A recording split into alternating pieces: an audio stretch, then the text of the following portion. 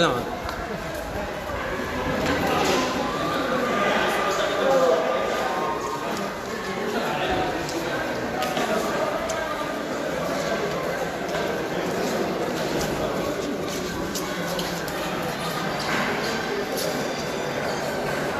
طيب حاجة كسر قلده حاجة كسر قلده حاجة كسر قلده واحد يسوي كده ولا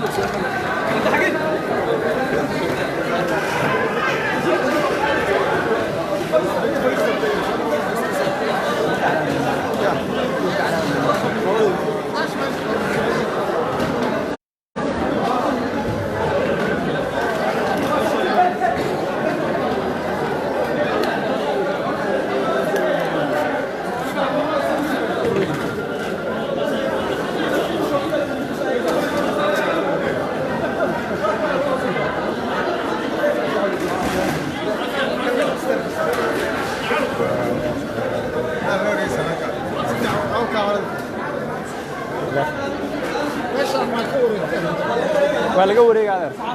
وحالة صحاب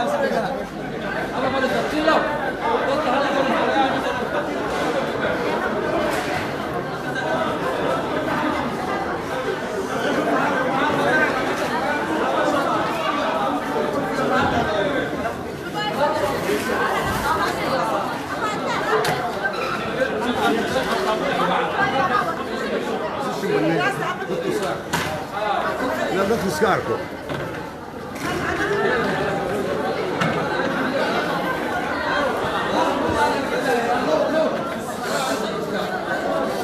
هيا قدام يا أفراد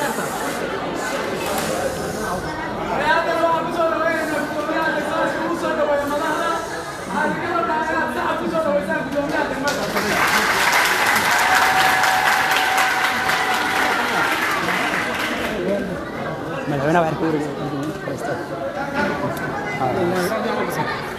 هذا بلاوته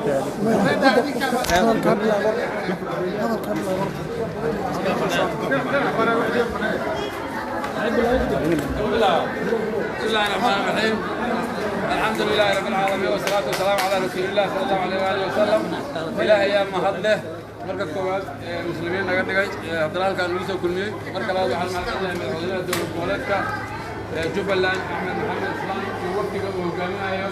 waxaan sidoo kale u mahadcelinayaa wafdiga ka socda iyagoo dowlad goboleedka galmudug wasiir saabir iyo xildhibaanada iyo wasiirada kale dhammaantiin waan kaga mahadcelinayaa waxaan sidoo kale u mahadcelinayaa odayaalka dhaqanka dhalinyarada haweenka ciidamada qalabka sida baala saxaafadda cid kasta oo saaka ka qayb qaadatay soo dhaweynta wafdiga dowlad goboleedka jubbaland ee hogaaminaya madaxweynaha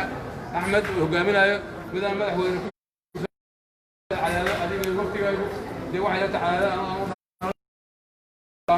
waa deegaankaagii waa dalkiinii dhammaantiin ku soo dhawaada horena hadda dhowr jeer u timid dee dadka reer cadaadana iyo dadka reer galmudugna wax badan ay kaa sugayaan khaasatan dee meeshii deegaanka ahayd mar haddii ninku intuu deegaan joogi jiro oo deegaan kale madaxweyne ka noqdo wuxun baa laga fishaa wixii lagaa filaayana maanta reer cadaada kolley in oga tagto waa kaa filaya marka sidaas daraaddeed waxaan leeyahay waa mahadsantihiin adinkoo safar dheer u socday oo shaqo kale u socday inaad annaga nagu soo leexatiin وأنا سود وين أنا شرفها إنه وجدت دبل وما أنا وقت يعني دبل واحد أنا خلق عن سود وينه وأنا ما سنتي هذا أنا واحد سود وين يا وزير دكتها يا خيرات بدأ وزير سابق سود وين هنا دولة كل اللي نشوفه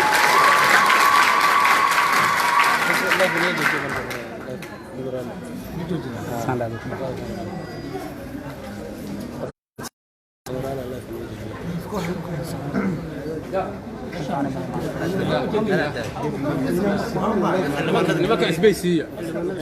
مثلا كاميرا إذا ما رك جوجله